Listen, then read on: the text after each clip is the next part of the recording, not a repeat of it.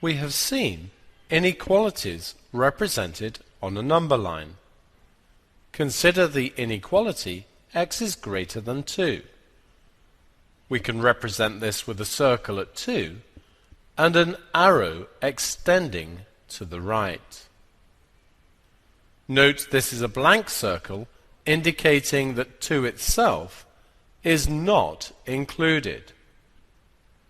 Had the inequality been x is greater than or equal to 2, this would have been a filled-in circle.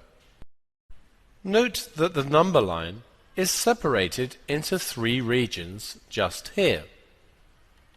Exactly here is where x is equal to 2. To the right is where x is greater than 2, and to the left is where x is less than 2.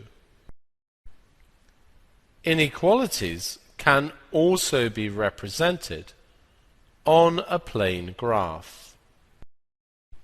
Consider here that we want to represent x is equal to 2. We know that x equals 2 is a vertical straight line going through 2 on the x-axis. We should always label lines that we draw. If we go to the right of this line, look at the x values. So this is the region x is greater than 2.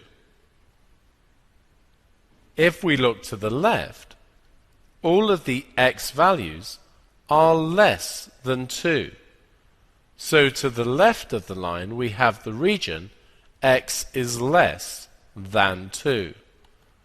So the line x equals 2 splits the plane into 3 regions. The line itself is x is equal to 2. To the right of the line is x is greater than 2, and to the left of the line is x is less than 2.